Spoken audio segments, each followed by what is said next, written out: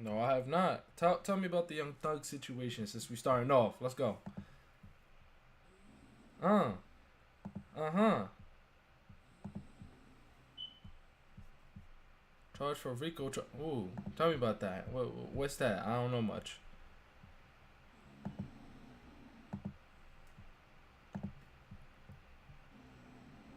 Hmm.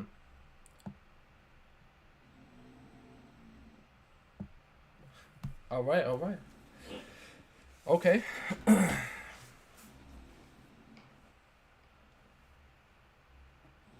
Why in hold up. Repeat the words for me.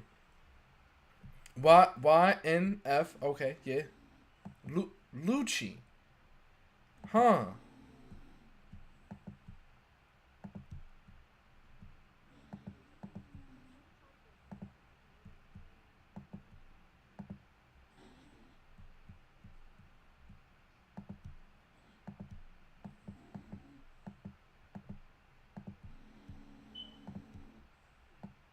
And Young Thug attempts to go. He tells the people in jail to basically go ahead and kill YNF Lucci in jail. Go ahead, stab him, go kill him. Mm. So they do it twice. The first time they did it, they failed. They failed. The second time, The success? second time they didn't even get the chance to do it the second time. I don't even think they got a chance to do it the second time. So my man's had the Almighty Faithful on his side. So basically, YNF Lucci and his lawyer, they were saying to the judge, "Hey, listen, can I get bail? Because I'm fearful for my life, and I don't know what's gonna happen here. I don't want to die. Makes sense. I don't want Makes to die." sense. So like the whole YSL, everybody gets booked. Young Thug, Gunner, all these guys got booked. Sad situation. And what I'm saying is, hey, listen, why is it that when we become millionaires and everything, especially black ones, why do we go to organized crime? Why do we start doing more crime when we're rich and putting ourselves in predicaments like that? And then you're complaining about how why isn't like the KKK or anybody else getting like arrested or anything? But it's like, yo, bro, but y'all putting it in the public. Y'all posting it online. You posting it on Twitter. Young Thug Right. said on Twitter, "Hey, YNF Lucci, pretty much, I would have been killed you, but lucky enough I like what you're doing. Lucky enough I like what you're doing with your mother and your daughter." Like, who puts that on the internet? Hmm. What are you doing? Right. Why are you gonna tell somebody, yo, bro, yeah, I could have killed you, but I like what you're doing with your mother and your daughter? What? That's stupid. Then you got like the Casanova situation. Casanova just had to plead guilty, and his charges, he could be facing up to 50 to 60, 50, no 50. He can face up to 5 to 60 years. 5 to And 6 his years. case Okay. is a little crazy because he was outside a club, and a dude approached him. It was in Florida. A dude approached him on some type of time, and Casanova said to him, "Yo, you want to die tonight?" And homie shot him. They shot him. I think they shot him or they stabbed him outside the club. Wildin'. Yo, wildin'.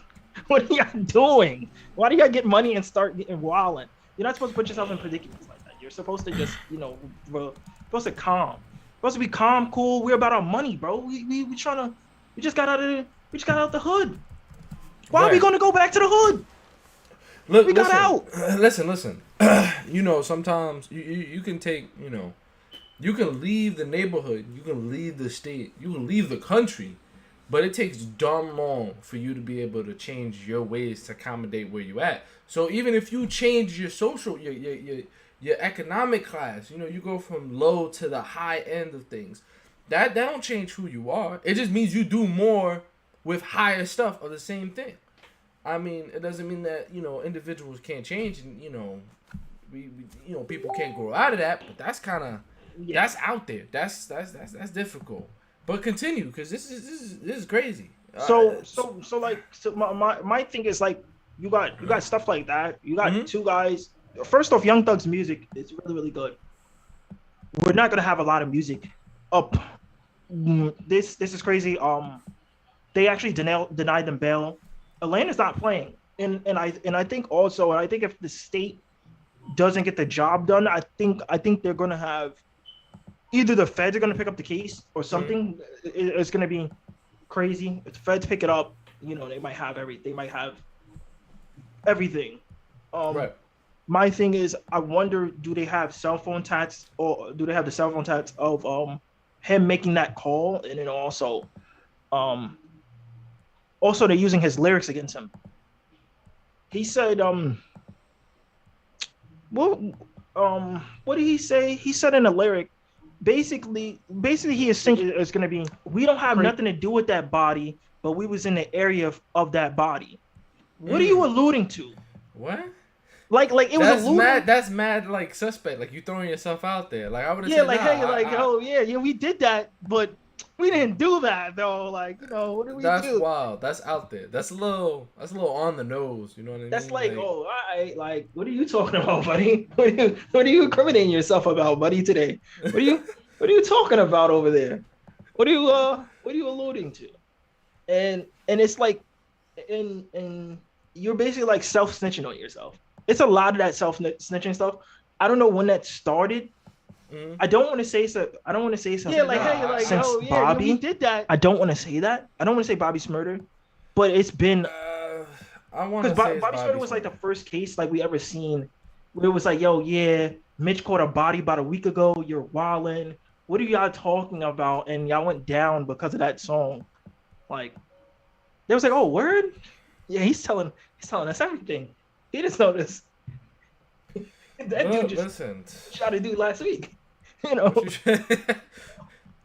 on it. We're on it, guys. We're on it. So it's a little different. Also, let me get back to this Kendrick Lamar thing. Yo, listen. Kendrick Lamar dropped an album. Kendrick Lamar hasn't dropped an album since 2017, guys. 2017. What? Yes. Last Kendrick Lamar album was Damn. 2017. Oh shit! I listened to it. Hold up. It's a very, very. Is it good? Yes. We talking 18 songs. Let's go. 18 songs. Beautiful. 18 songs, guys. Let me get back into this. You know what? It's album of the year. It's better than that Drake album. It's better than it. To me, it's better than Donda. I listened to it 3 times, and I'm listening to it forever. Like, it's gonna be an everyday thing. I'm not, I get to stop listening to whack rappers. Truthfully, I don't have to listen to. Hold on. But you listen to mumble rappers, so I'm confused. What are you talking about? Whack rappers? Exactly. You listen to mumble rappers. Exactly. But you partake in it though. Yeah. I have to partake in it because you want to know why? Because my favorite artist didn't drop an album, so I have to get lit. I had to get lit with you guys. Hey, I gotta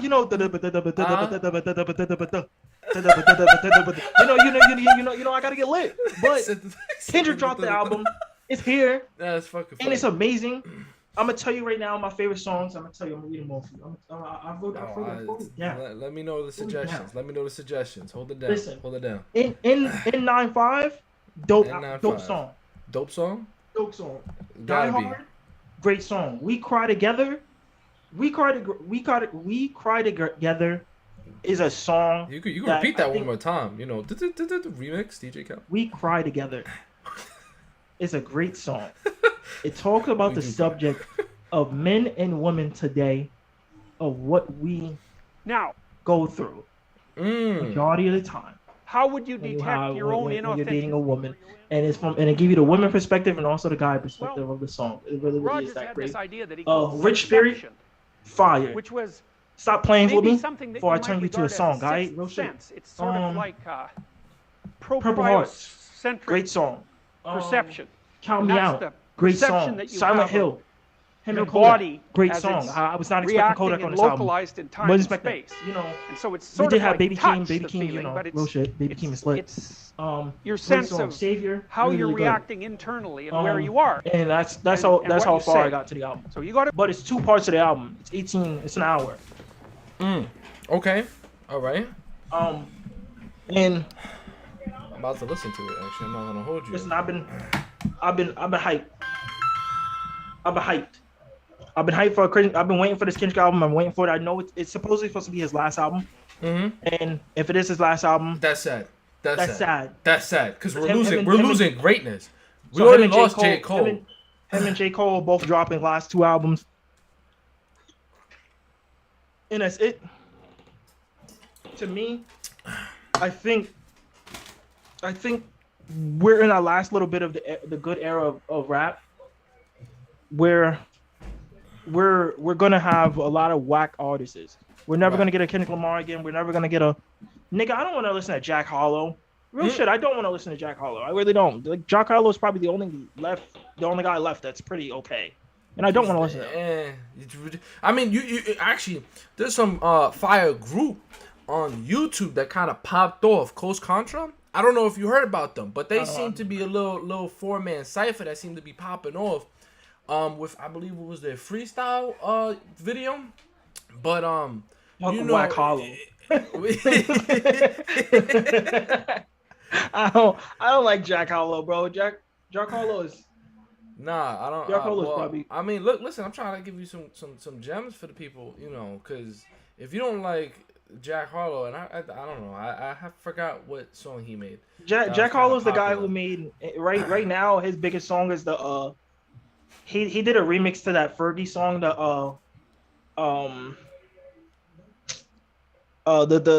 First Class joint that Fergie did. That First Class shit. I think that's the song that he did. I think it's that. He did like a remix. Rapper Jack Harlow. Jack Harlow's the white dude. He made he's a white dude. I gotta search him up because I don't really know. Oh, what's poppin'? That's what it is. Yeah. That thing that had like a little hype up. All right. Okay. Yeah. And that song to me is dirt. I hated that song.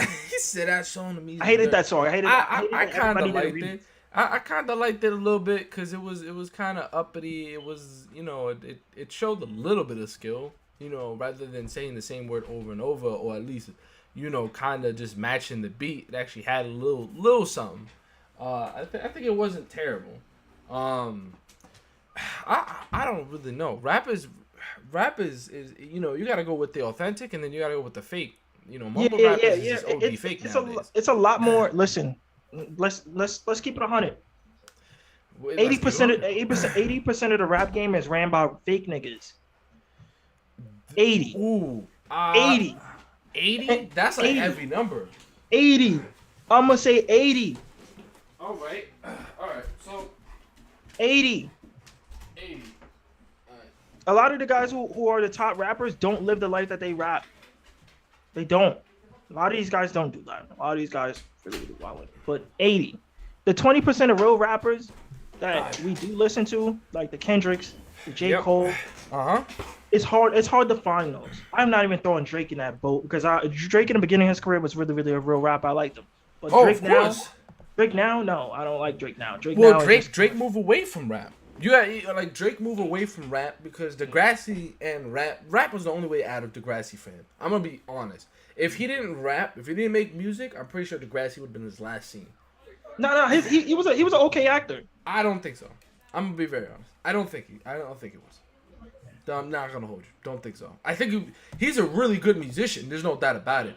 But Degrassi with Drake, you know, this is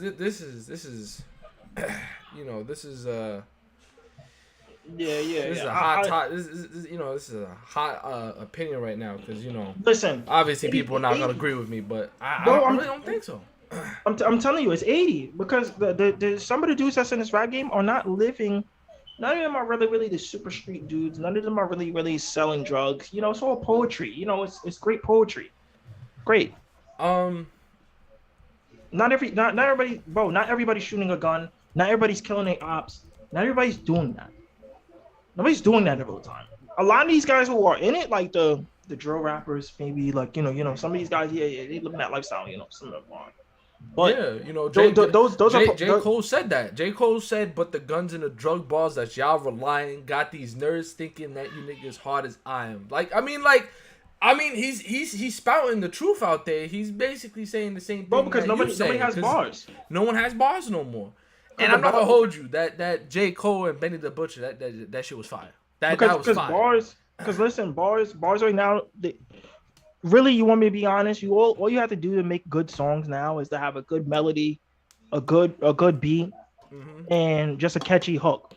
A catchy hook, and you gotta be on track. You gotta be on track with the song. If you do those 3 things, I'm gonna be honest, you pretty much have everything. So I don't know. Rap is going in a weird place. I take it back. Rap is still alive. Rap is just not focused on mainstream media, and they ain't getting record deals like that. I'm gonna be honest. Yeah. Most of the people that actually know how to rap don't have record deals, and they're doing pretty good because they got YouTube. So it's kind of like, I mean, you might have to stop listening to them them radios on the freaking in the car. You gotta listen to underground guys to really get like a knocking song sometimes. Nigga, that's what it's going towards. It's going towards like, and then even the underground guys are never really getting that look. None of them really get the look of being, an industry artist. But because industry artists, you have to be people who are giving out the record deals are people who don't really care about rap. A lot of people who own record companies, a lot of them don't really care about it. They're just getting a guy who we could just plug in and make songs. We've seen that. Of course. I mean, the deals even reflect that, because majority of the deals, as far as I know, don't have like a backup plan. They just give you a percentage of how much you make. They throw the deal at them. The rappers accept it because they're going to make a lot of money from it. But then there's no protection afterwards. What if something happens? As far as I know, there's no protection.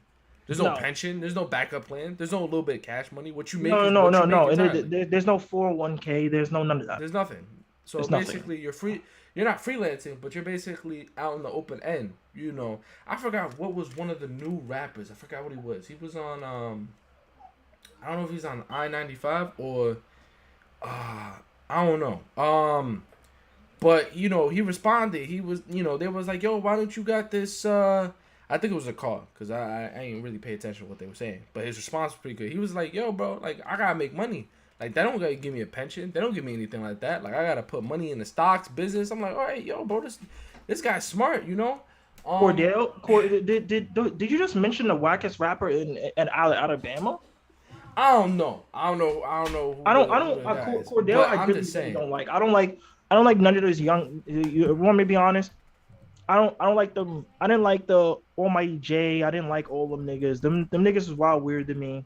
Cordell, he got bars, but he's just kind of whack to me in my head. Yeah, this dude, rapper Cordell. Yeah, all right. So yeah, this dude. All right. I mean, I guess you could say that he's whack. And I ain't gonna go against you, but like, come on, you know what I mean? Like he had a good ass response. It was honest. It had a little bit of sense in there. Hopefully, people will take that and run with it when they do these deals. Make something new. Because if you're really that good and they're gonna make money. They can choose to tweak their deals a little bit. The only thing is about being in those record deals or being anything along that line, is that they give you an advancement.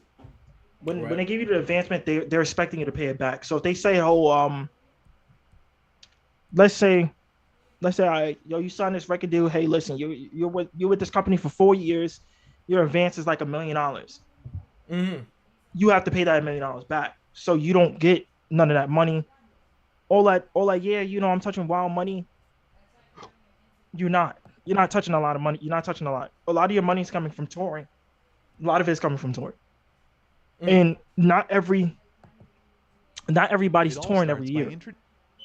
Not everybody's doing that. Not everybody's going through, a lot of press, and when you're selling your album, you got to do a lot of press running. Your record label's going to have you doing a lot of that. A lot of press running. Of course. Being on certain radio stations, doing radio interviews, being on ESPN, doing a lot of stuff. A lot of the codes, a lot of those people get paid. So you have to pay those people. The record company will pay you for those people. They will be like, hey, listen, you're specifically going to wear this every time, and you're going to pay for it. And it's coming out of your pension. It's coming out of that. It's coming out of that advancement. You have to give these people money. Of course. All right, so Basically. Damn. All right. So you know more of the rap business than I do. So then let me ask you a question. How you think these maybe these rappers can tweak these deals in their favor, bro? Because in all honesty, it's hard. It's hard to get a. It's hard to be, to get your own. You have to. You kind of have to take a shitty ass deal to get in the spots. Sometimes you have to take a shitty deal. Sometimes you're gonna have to take a deal where it's a 360 deal. A 360 deal meaning like, hey, listen, before you touch the money, like let's just say me, you, and let's say me, you, and Crown. Let's say I'm a record label. I say, Crownless is my business partner, and you're the artist. Basically what it is, it's like, okay, cool. You're basically my artist. I'm saying, hey, let's say every record you sell or anything, you don't get to touch that money. Crownless gets to touch it, and then I get to touch it before you get your money. Okay. It's like that. It's basically like that. It's basically you don't get to touch your money at all. All your money goes to me. That's kind of. Or you can go the route of not being signed, and be independent. But it's really, really hard to be independent because you're gonna have to put a lot of the stuff you want to do is your money. You're in control of your own money. Right. So your money pays for things, and your money you gain from things. All right. So it's basically put more work in. That's basically what it is. Everything you make, put work in. If you're that good, put work in.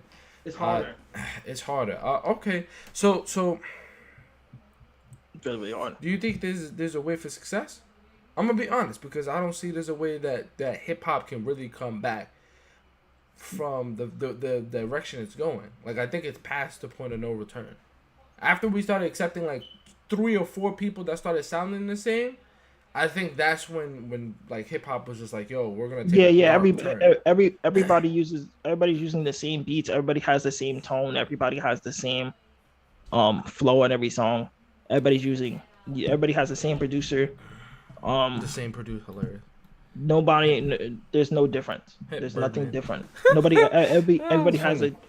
It's like, hey, yo, bro, this guy has a great personality. Like, yo, bro, let's emulate that. Like, right.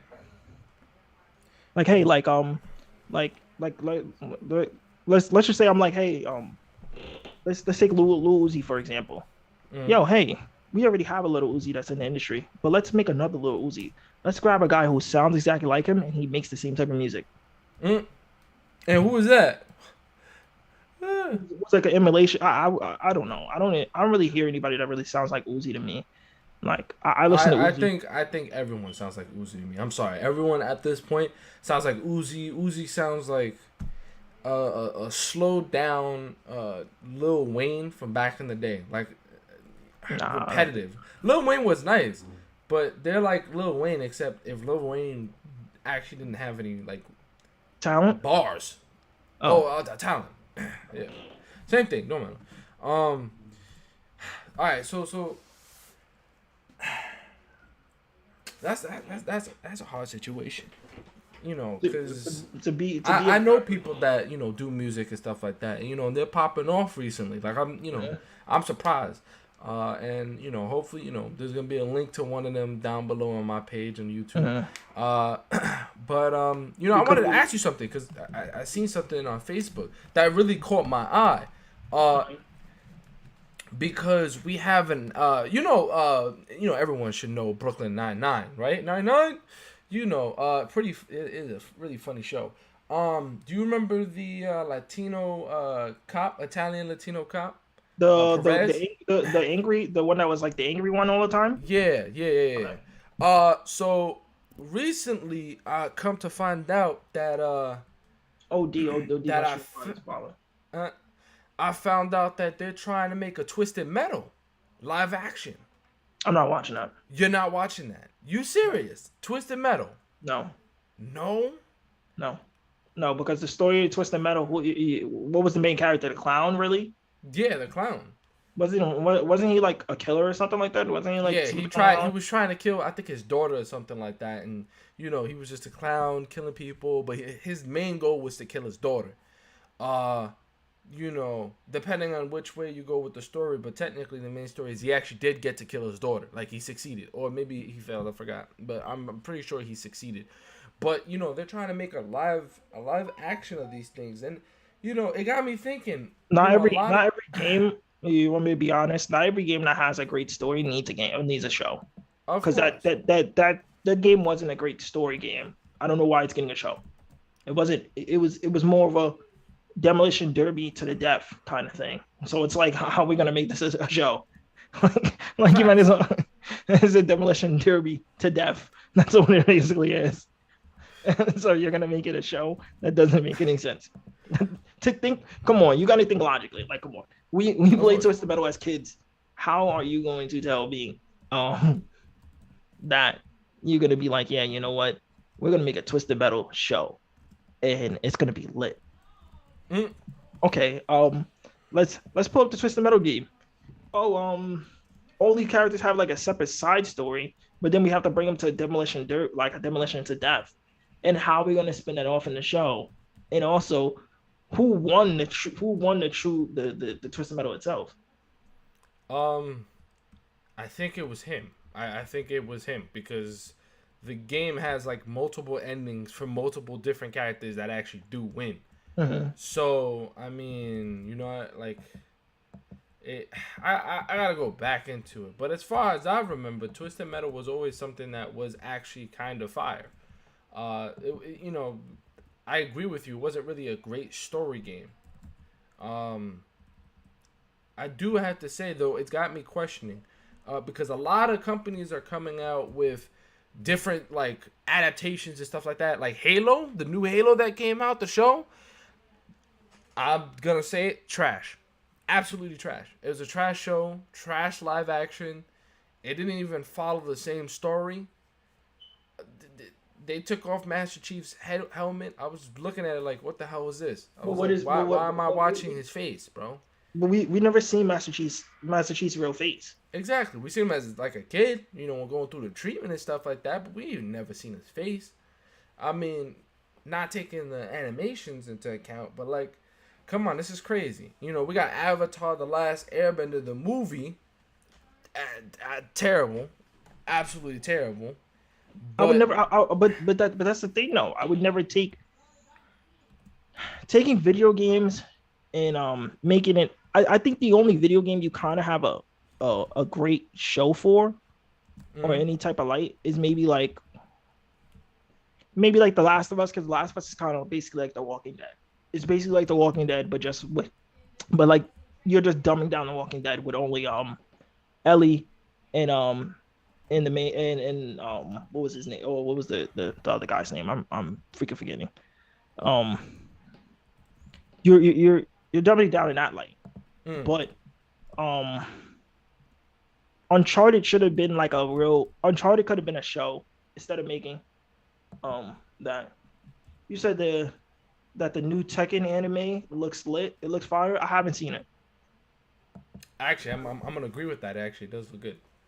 See, that's the thing. And live adaptations is hard to do, but animations is pretty much in the same realm as the video games, so it's not even that hard. But I think, in all honesty, like a lot of companies are coming out with these live adaptations.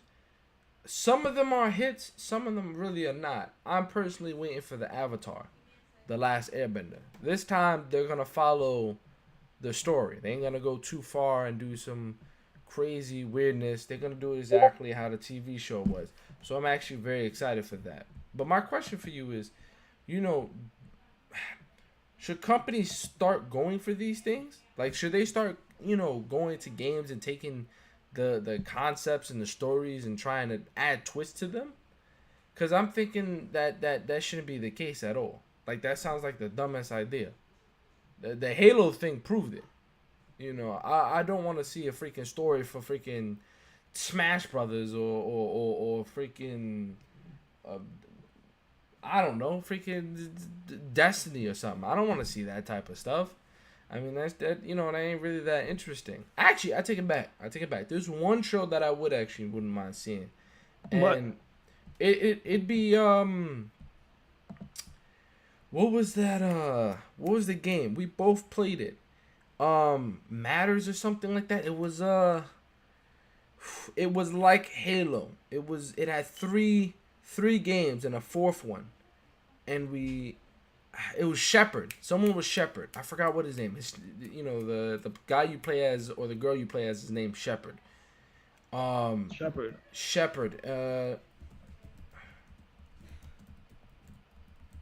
Was it? It wasn't. Right. It wasn't the Mass Tell Effect. series. No, it was Mass Effect. Okay. I think Mass Effect would have been a really good story to watch because it's built on a story with your own choices. I think that's something that would have been pretty good as a freaking TV show. Mass Effect is basically like Star Trek. Star Trek, except on less crack. Yeah. And more digestible. But Yeah, man. Mass Effect isn't a bad title. Mass Effect is not a bad title to have, as a show. I think you have to. You got to do it strategically. You can't just do hey, yeah, we're gonna do a movie. Yeah, we're gonna do a show based on this, and it's dirt. And it's dirt. You cannot do that. Do not do that. Not, we just seen PlayStation just put out a Uncharted movie. Come on. Yeah, that was. Come on, what are we doing? That wasn't. And Uncharted didn't deserve a movie, and it doesn't need it. It didn't need it. It's basically you basically made Indiana Jones with Tom Holland. Yeah, I was gonna say. I was gonna say there's no real Indiana Jones game. That's why the Uncharted kind of filled that space. It was like a Tomb Raider male-esque game.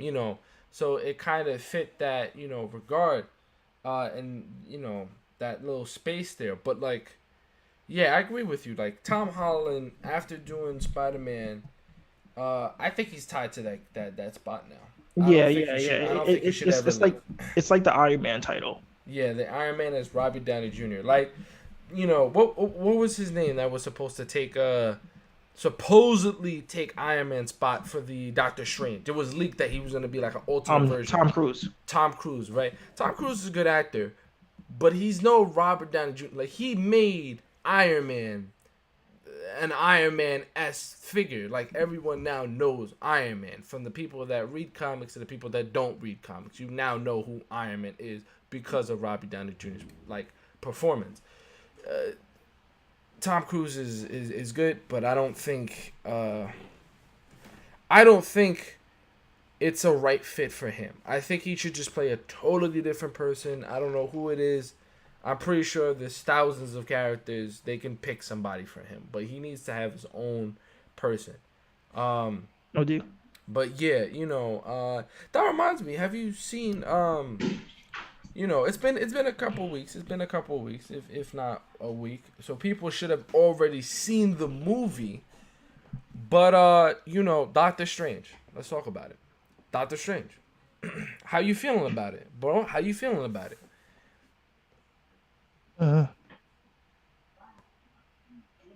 What did you say? What? My man said, No, Doctor Strange. Doctor Strange 2. How you feeling about it? Multiverse of Madness. It was pretty good. It was. Let me know, because a lot of people I've heard say it wasn't PG-13 friendly.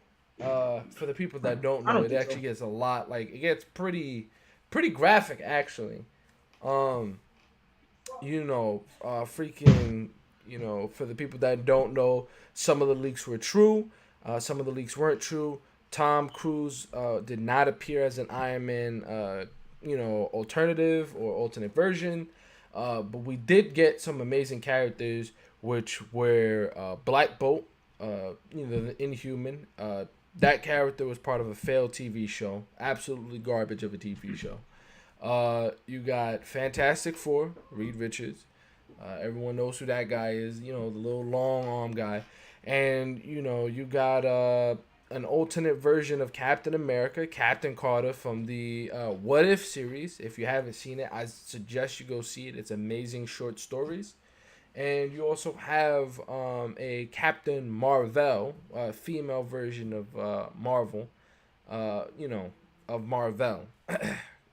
So, it was a couple of good good things, good ways to introduce the multiverse in different aspects and different worlds. And they really are like utilizing what Loki did and the ending of Loki. They're really using everything.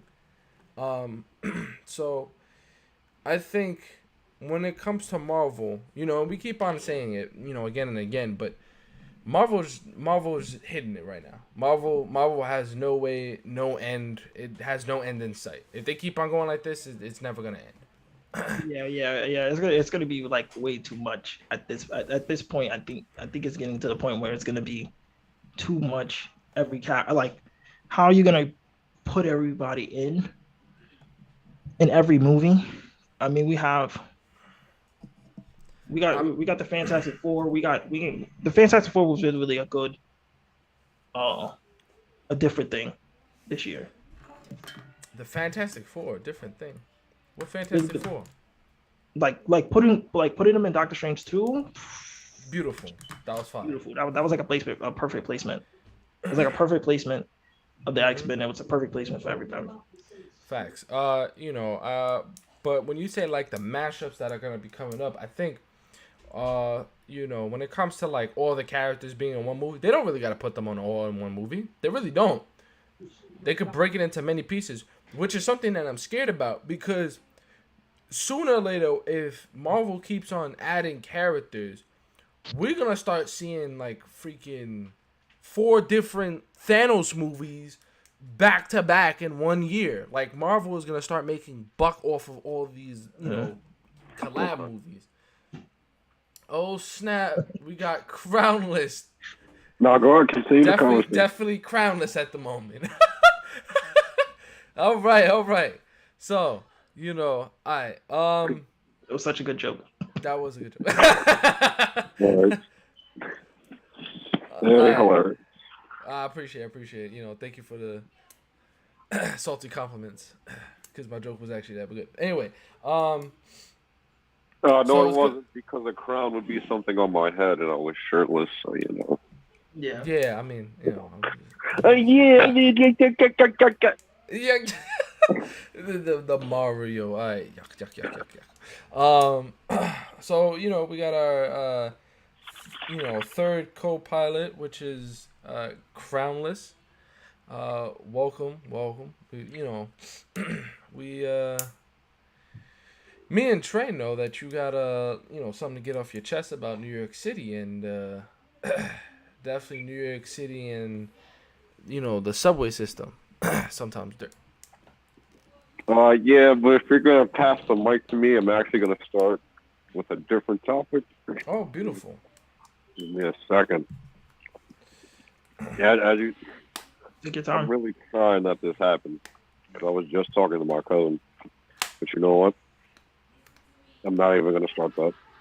But that is pretty funny. In any case, let me get my book, my notes out. All right, gang.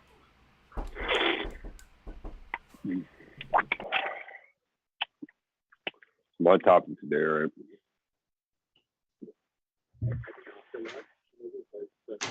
I won't even try to summarize it in one word. I'm gonna just discuss it, hear y'all thoughts, the usual.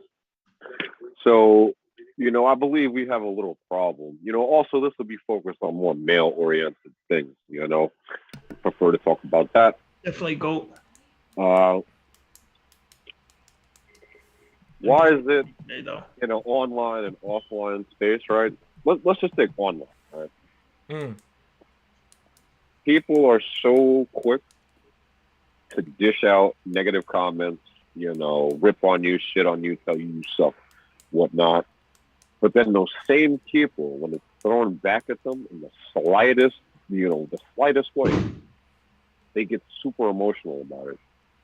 It's like, for example, I was playing a game last night, I was like, yo, you know what? Matter of fact, I even yelled at them. I was like, yo, my teammates aren't really that good right now. I could probably play their class. I wish they did some more of this because the game we were playing was very team oriented and we needed people to be on point. It was like they were playing at a difficulty where like you can get smoked really quick, and that's what was happening. So I was letting it off.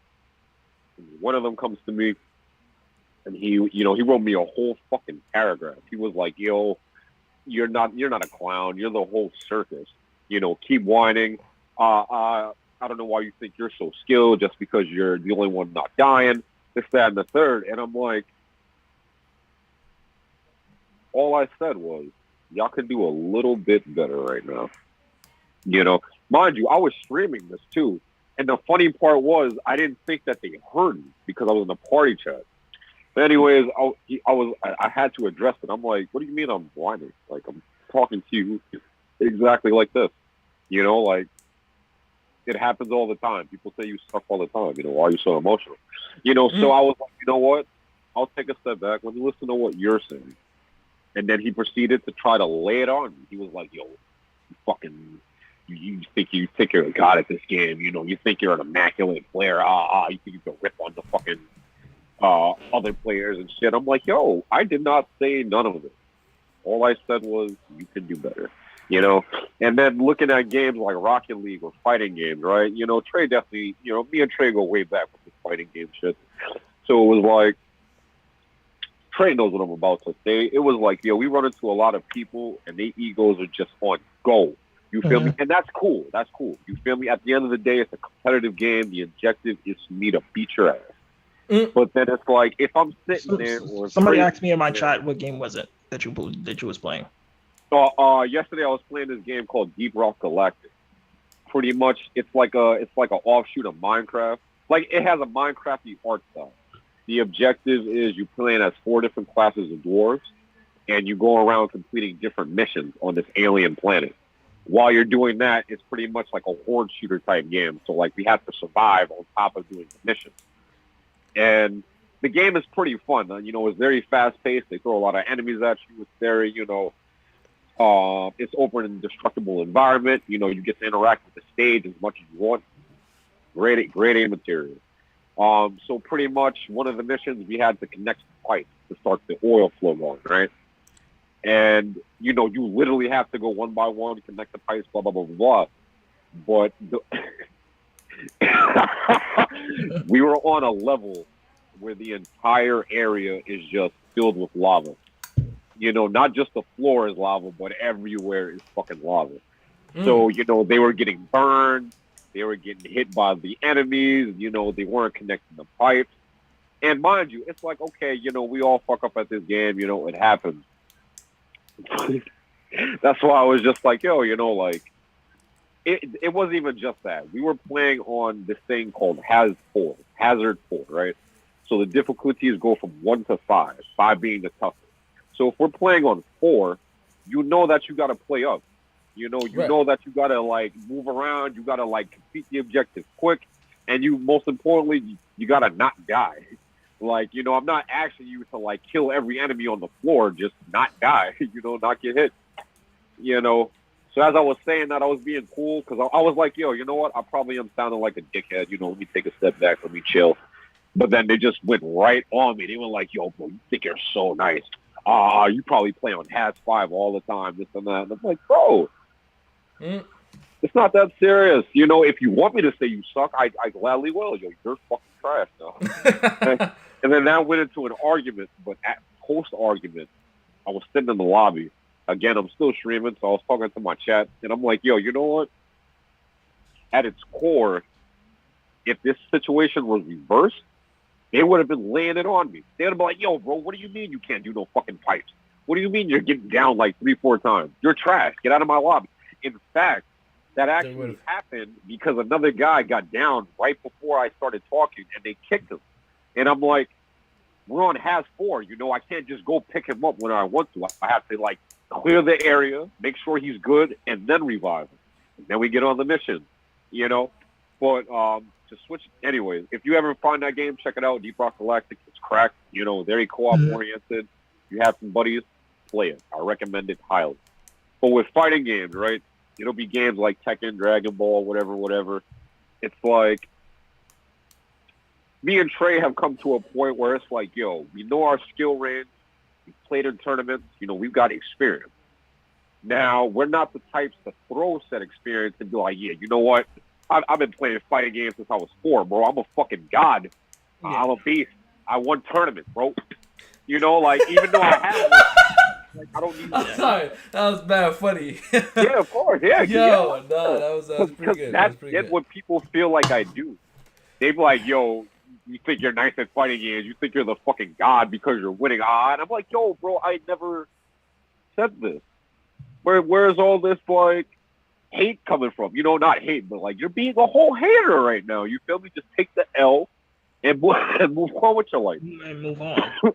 Because if the roles were reversed and I had lost the match, y'all would be quick. Yo, bro, you're fucking shit. Yo, I swear to God, bro, you should delete this game because you're so trash. But the second I say you need to do better, your emotions is hurt. And your feelings are hurt. It's like I have a good situation where I'm telling people, hey, like in Tekken, Ray, you and I both know, you and all three of us know, don't duck in front of your opponent. Don't really do that a lot. That's bad. That's bad. Like, don't do it because I play with. Wait, we gotta clear. All right, people, in Tekken, right? You have to have spatial awareness. You know, it's a 3D game. You can move around. There's highs, mediums, and lows. Yeah. And it's like, if you know a high is coming out, then most certainly duck under it.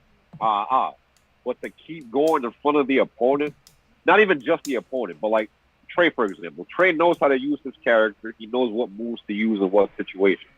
So it's like, if I see you ducking, I'm going to just hit you with a middle uppercut because that connects with ducking opponents. Yes, now, that's one thing. Now it's on you to either learn from that and not fall into the same trap again.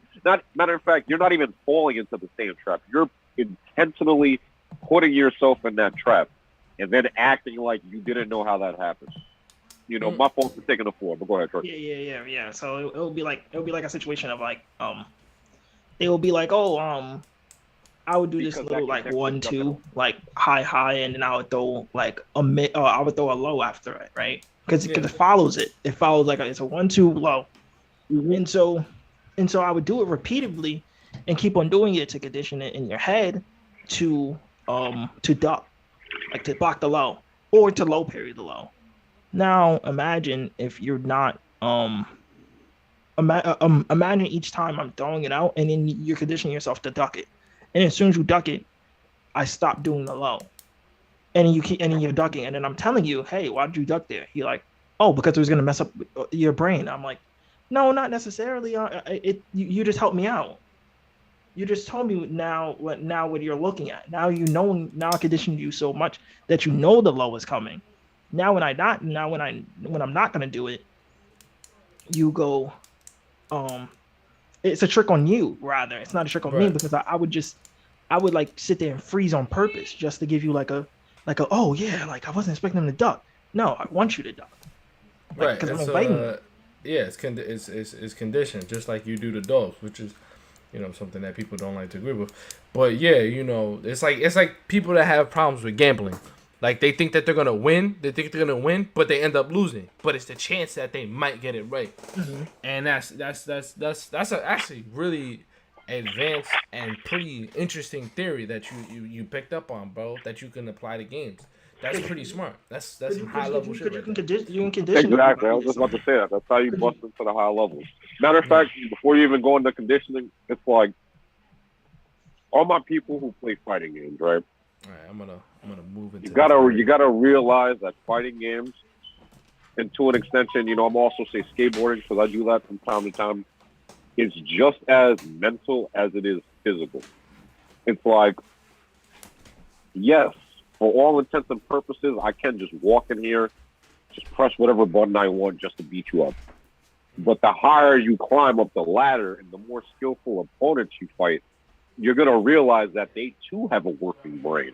You feel me? And now you need to apply something to trick their brain up so that, they get put into situations that they don't expect, and vice versa.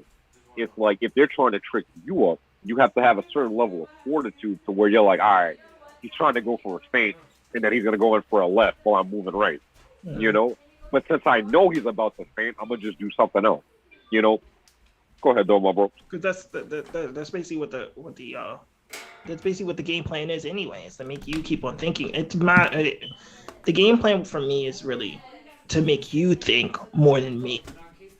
I don't have to think because I'm not really worried about you. I'm more worried about, especially if we play like long sets, I'm not really worried anymore. Because I can condition my brain enough to know certain moves off of like seeing it repeatedly. It's just action moves. There's certain action points, you're always going to see. There's certain startup moves where you can see that he's going to do it. I already take a mental picture in my head of doing it sometimes. And homie in the chat said it's better to stand and block and to react to low. Yeah, it is. It is better. Yeah, hell yeah. Because you could just low parry.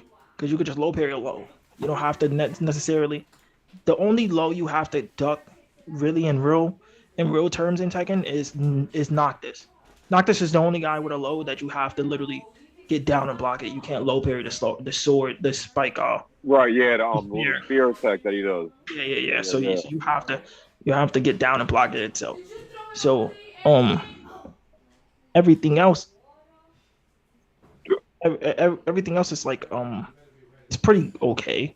Like I can sit there, I can do whatever I want. I could do whatever I want at any given time. There's no ifs, ands, or buts about it. Nobody can tell me I can't do nothing anyway. That's kind of how I play this game, and people have a tendency of getting mad about the way I play with Lily, where it's kind of like people don't like the fact that I'm not letting them pick a turn, or I'm playing so hyper aggressive that you're not even knowing when it's your turn sometimes. So Tekken in particular is a huge knowledge check. Whoever said that, I agree with you 100%. It's a super knowledge check right there. You got to know your matchup. Again, you got to know what moves they're going to do in what situation. You know how they're going to react to certain tech.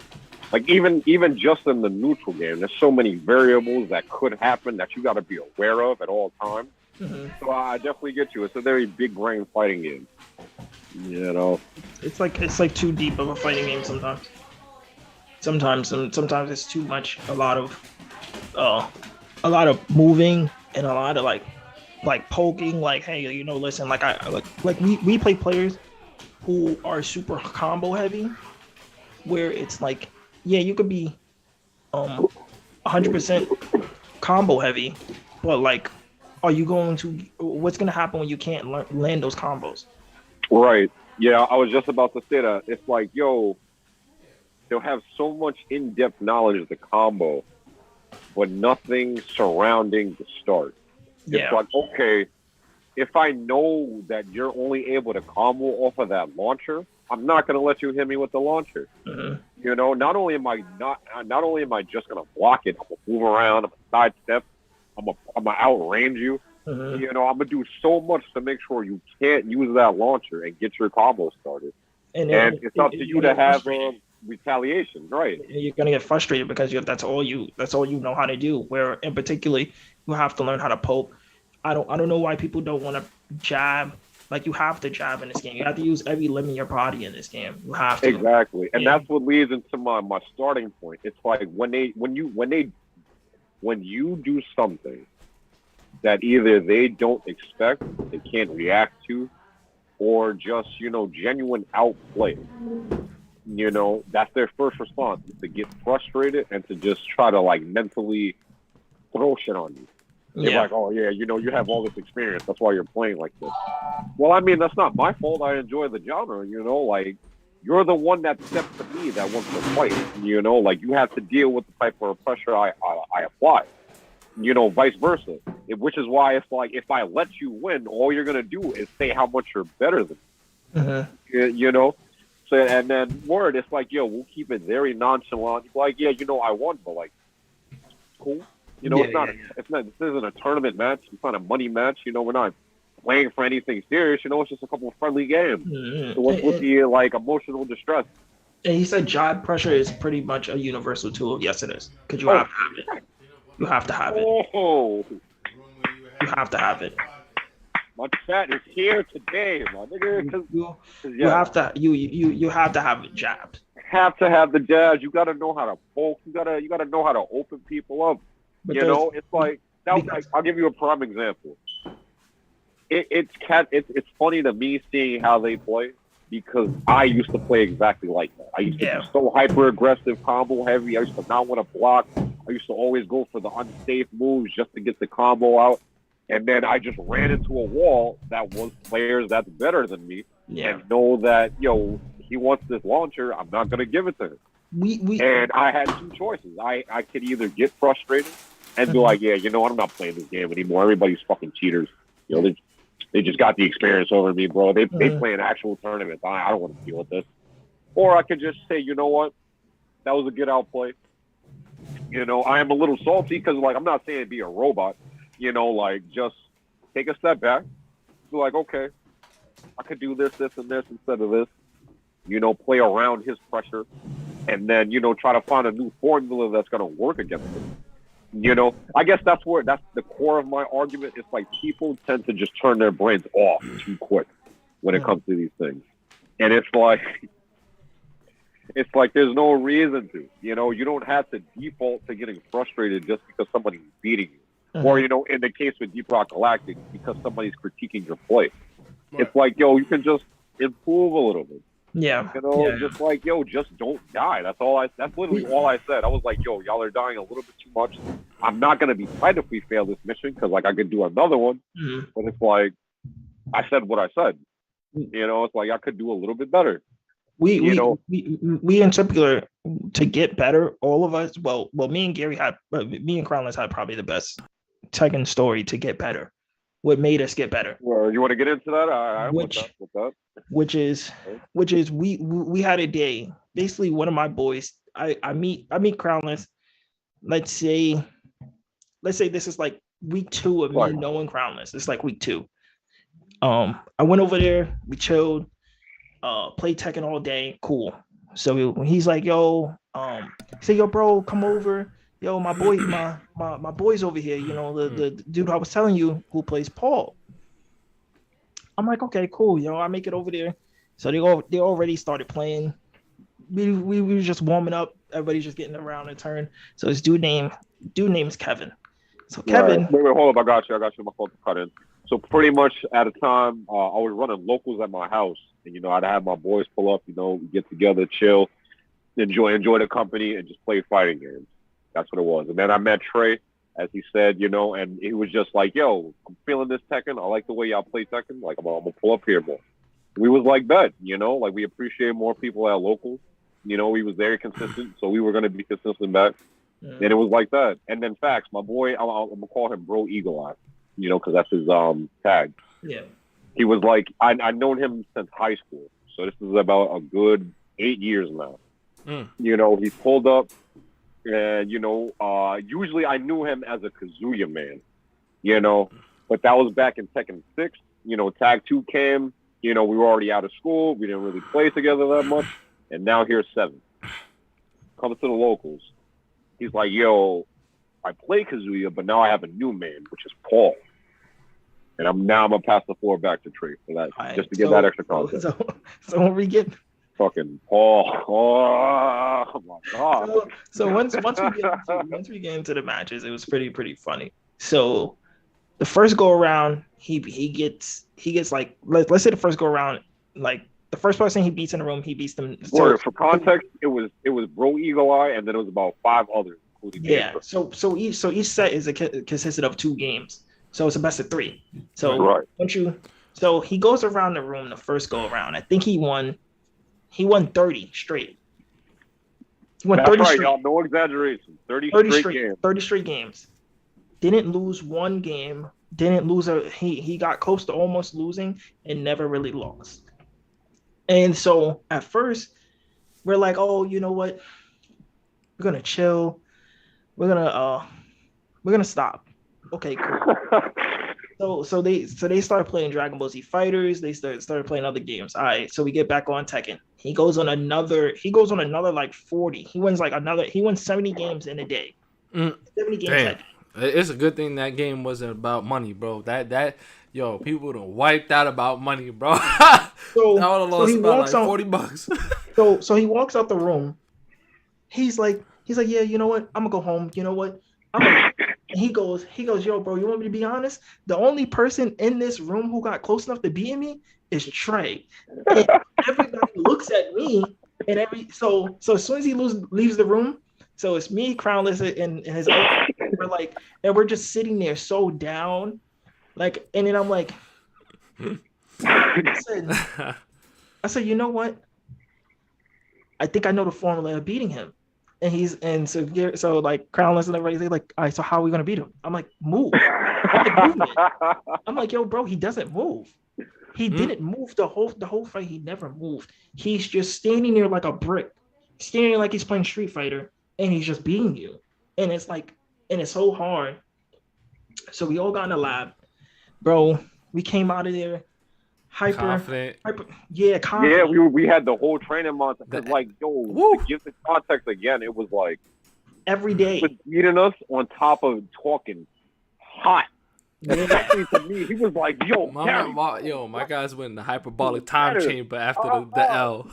We went like 2 rounds, and he'll come back and straight us. And it was like, oh my god, yo, this guy's got Kevin, bro. He's too good right now. We gotta figure it out. So like eventually time goes past. Me and Crowley is in tournaments, we wild and whatever. Now insert he comes back. We're like, yo, bro, you know what? We're all ready. We're all ready for this moment. He beats us again. Damn. Damn. That's not a good uphill. He beats us again. And I remember I said to myself, I said, you know what? I'm gonna sleep on it, and I think I can really, really beat him. So I text him, I'm like, yo, you wanna play? I said, yeah.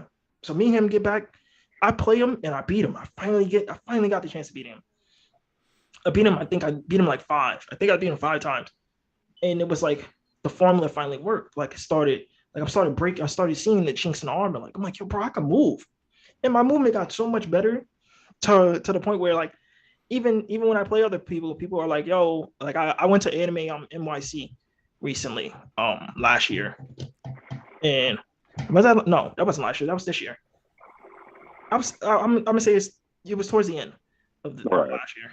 And I was in there, I'm playing with Lily, and everybody's like, yo, how did you get this good with Lily? I can't really tell you. I just practice. Yeah. I just put the time in. Exactly. And it was like I had beat him twice, but the gap between his skill and mine just felt like a mountain. It was like, yo, and exactly what Trey said. He left the room, and we're all like, how did you beat him, bro? Yeah, like how do you... Like literally mid-match, just, yo, we're all staring at the screen, just like, okay, what is he doing? Okay, look at that little micro dash right there. Oh, okay. 5 step left, and then come in with a mid. Yeah, like, bro, it was so serious. I had never.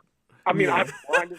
He broke it down to details, as bro. Trey said, you know, we went to tournaments, and like tournaments are no joke. Either you have it or you don't. Yeah. So it was like I have never prepped for a tournament as hard as I prepped to fight my boy.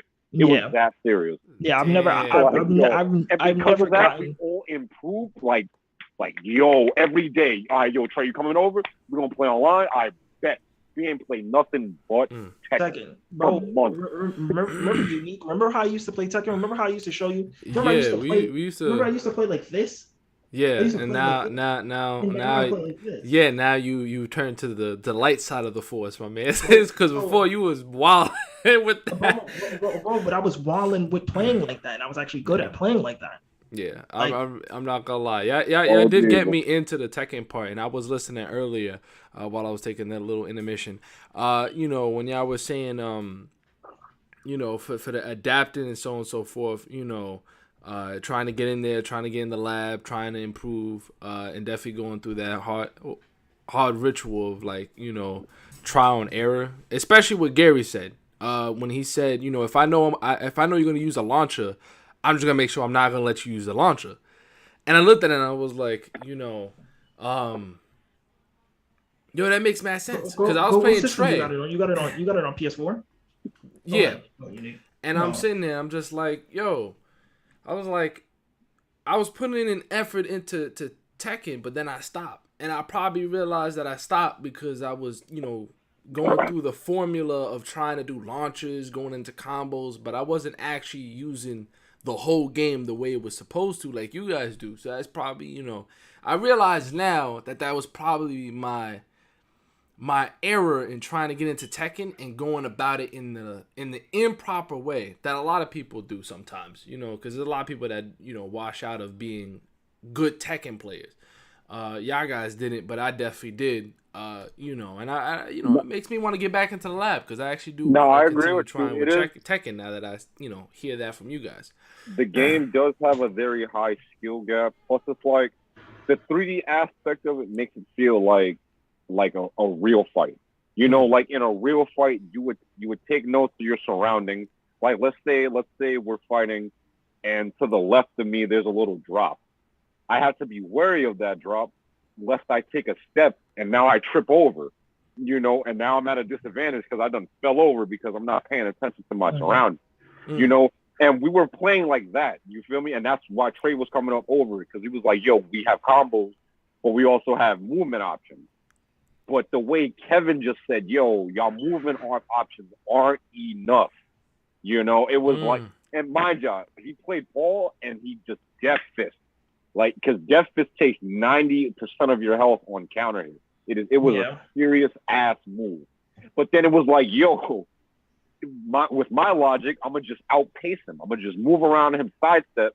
But he was hard countering me by just picking the right hole in my armor, in my movement mobility, and just Death Fist.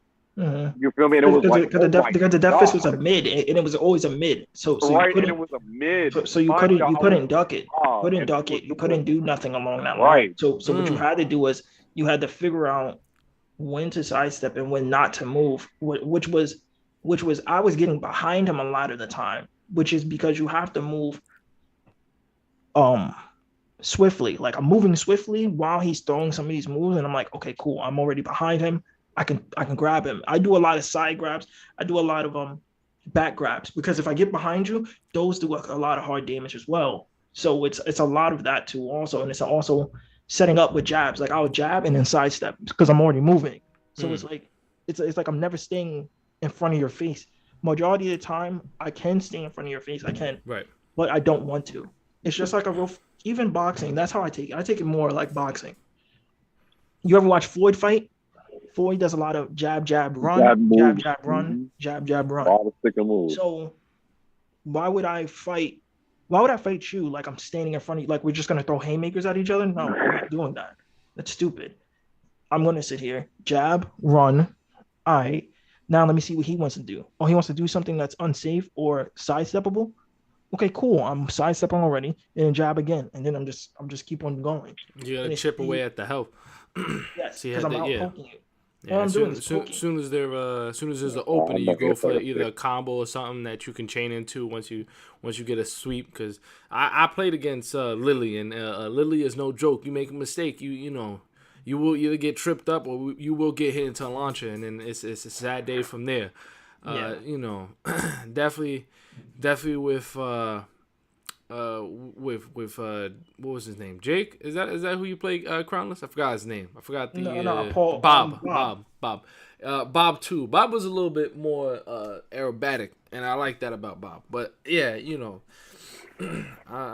ain't gonna. I'm gonna hold my reservations before I start challenging these two guys when it comes to Tekken. I'm just gonna get in the lab and see how that works. We don't even play the game like that. I don't. Play of course. But I feel like it's something that it's muscle. It's a lot of muscle memory. It's a lot of that. Yeah. For me, it's a lot of muscle memory. A lot of muscle memory. It's like it was like that game. Him beating us those 2 days made us grind so much that everything became muscle memory. It's like we'll stop playing the game for some time and then come back and we still have the knowledge of our character. Granted, it won't be as refined as how we could do it, but it still be good enough that we know how to work around, we know how to move, and we still know the matchup of whoever we're going against. Because Prime, me and Crownless. Yeah, Prime. Oh my God, Prime me was crazy. Everybody was shaking. It was so fun. I wish we can go back to Prime.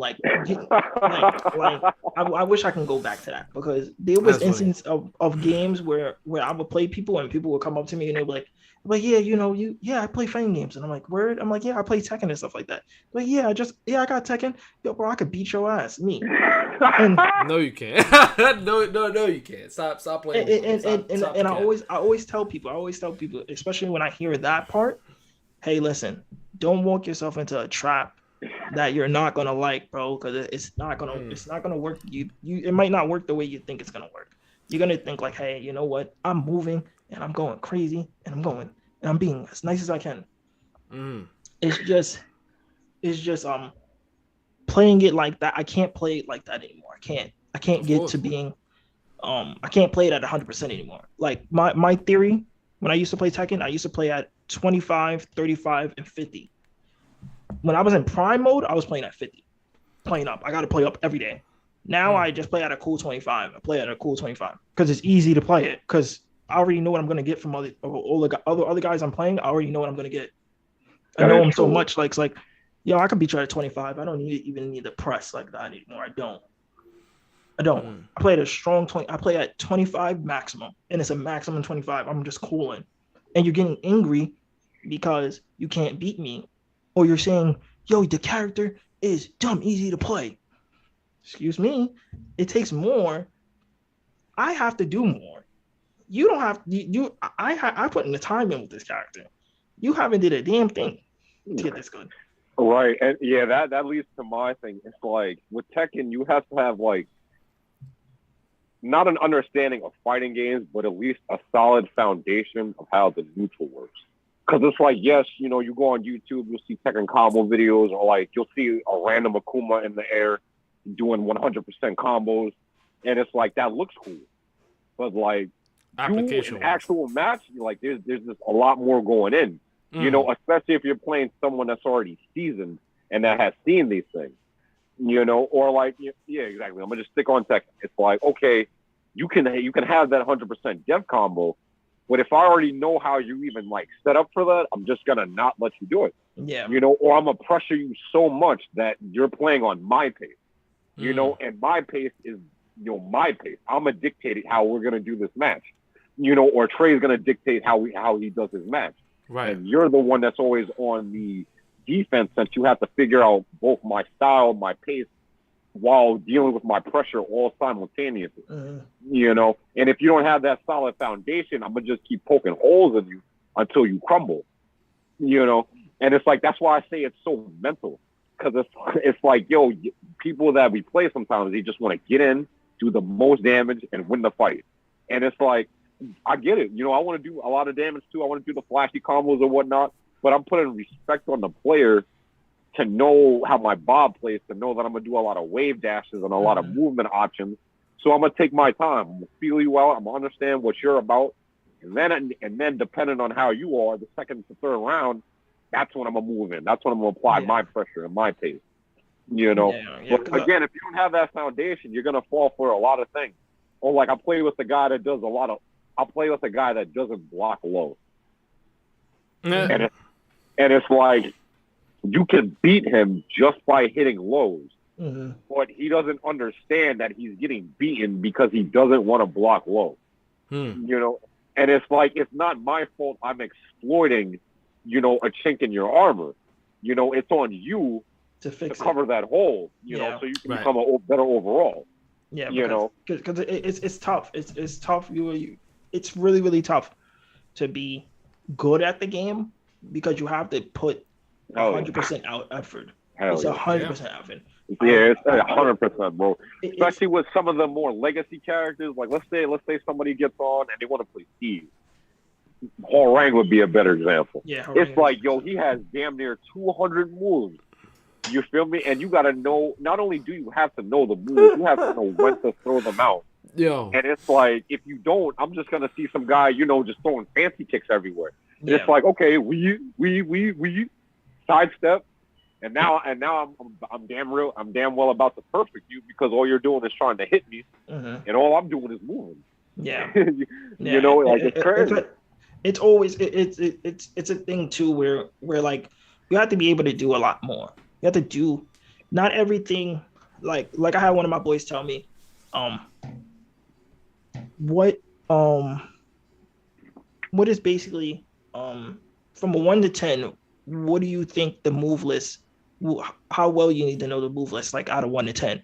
I told him a strong 8 because you have to know your character. Because everything in this move list is all neutral moves. Everything is a neutral move. So I'm saying to him is like, okay, like with Lily, for example, I know every neutral move she has, and I'm not gonna throw it. She has 79. Let's say 79, right? I think it's 79. She has 79 moves, and I have to know how to do all 79 moves differently because I have to fluctuate them. I'm not going to throw all 79 moves at you all at one time. No, I can pick from the 79. I can pick from the 79. And I'm always going to do that. Okay. So it could be I can beat you in 10 moves straight, but they always fluctuate for 10. You will see a move once or twice, and you'll be like, oh, I seen that move before. He did this earlier. No, but then now I don't do it anymore. Or I would do something in one round, and I would do it, and then you would never see it again, and you won't see it to the third round. Or it's a number of things that you can do around it. It's a lot of mind games. A lot of mind games. You know, like it's exactly what Trey said. It is tough to not get tripped up because it's like facts. You know, as we're saying, you know, we're not beasts at the game. You know, we just have the experience and knowledge to be like, okay, I'm playing somebody on equal, if not better skill level. Let me play up. You know, let me get on the neutral game. Let me play the mental game. Let me see what he's about. You know. Or like in my case with Bob, it's like out of his wave dash, he has 4 options. And let's say I do option B and C for a majority of the fight, right? Let's say we're running a long set too, because that's like a prime example. It's like if we're playing a long set and I'm doing like this assortment of moves for like the first half of the set, you're conditioned now and you're expecting that first set of moves. So now when I do option A and B instead of B and C, it's going to trip you up because you're expecting B and C, you know, or I can still do B and C, but I set it up in a different way to catch you off guard. Like for a good example, it'd be like, all right, I'll go in for the wave dash, but instead of just going in for the punch, I'll delay it, you know, and then I'll watch you take a step back because, you know, if I went for the punch, you would just block. But now that I see that you're stepping back, I know that you're you know, preemptively blocking me, giving me a quick second to think, okay, I could trip you up with now option B. Where you think I did option B, you know, you think I'm going in for the front punch, and now I just sweep you off your feet. It's definitely one of those things that you have to like. Word, you gotta learn. You gotta learn. I do agree, and yeah, it is a little daunting for new players. You know, I had a couple guys quit when they were playing. It was like, yeah, you know, I don't really want to put lab time in, and it's like. You kind of have to. Yeah, you kind of got to, or like, you know, just don't expect to really beat anybody past a certain rank if you're not. You know. Yeah, and don't get mad at yourself because you're losing. Definitely don't get mad at yourself too. It's like that. Yeah, that's the other thing. It's like, yo, if I outplayed you, I outplayed you. It's cool. You feel me? Like, let's say me and Trey running the set. Trey beats me 3-0. Okay, in the moment, it's like, ooh, hot damn, this nigga Trey beat my ass. But then it's like, okay, you know what? Let me just take the round. You feel me? Let me watch the next fight, recollect my thoughts, and then try to approach him differently so that we can try to adjust the scales and even the playing field so that I'm not necessarily playing on his level, but I'm able to like retaliate better to what he's doing. You know? Right. Or option 2 would be, all right, you know what? I'm hard pressed about this. I'm dumb tight. You know what? Next time I get in there, I'm going to just go in and beat his ass. I'm not going to think about it. I'm just going to go in swinging. Mind you, Trey is the experienced player, so he's going to know when somebody's just trying to, like, go in and hit you with whatever, and he'll just sidestep out the way, calmly, casually, you know, move behind you and open you up from there. And then if I'm hard-pressed about it already, I'm just going to put myself more into the hole, getting more tight that he's still opening me up, even though, you know, I'm tight about it. You know, and that's also why I say it's mental, because you gotta keep a level head. You know, you don't want to play Tekken bad, because then you're just gonna be pressing, because then you're like, oh, you know what, I'm pressing wrong buttons, and it's a little crazy. It does get crazy. In fact, like we were just saying, there's a lot of move lists, there's a lot of options, there's a lot of things you can do from this stance or this variation or this angle. And it's like when you're mad, you're clouding your whole judgment to just, all right, I'm gonna do the first thing that I think of. And then when it doesn't work, it's like, I'm gonna just do it again. You know.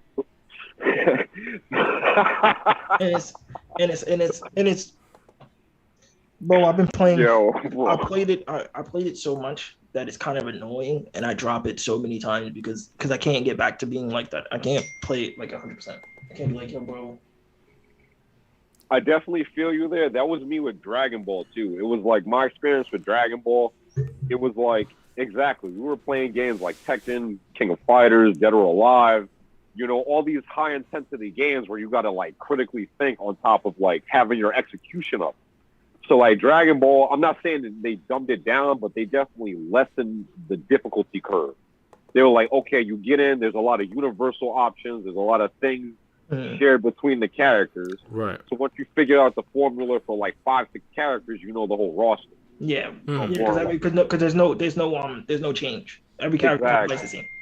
Exactly. You know, they did alleviate that with the DLC characters. That's why I like playing Master Roshi so much, because he was so different from the rest of the roster, and they gave him so many options. But it was like, yeah, like just like Trey said, you know, I used to push rank. You know, back when we started, like Living Legend was the highest rank, and then I made it, and then they put in like more ranks, and now there's Angel rank.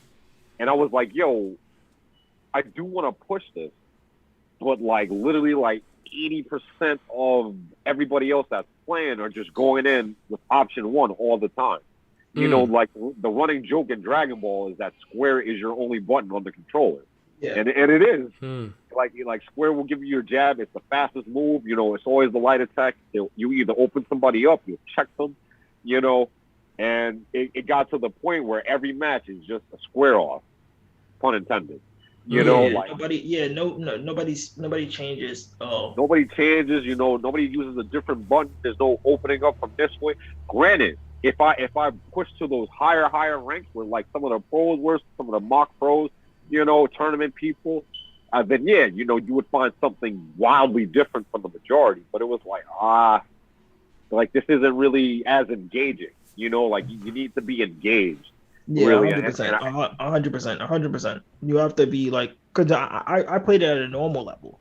Never really pushed really high. I played it for season 1, and it's like cool.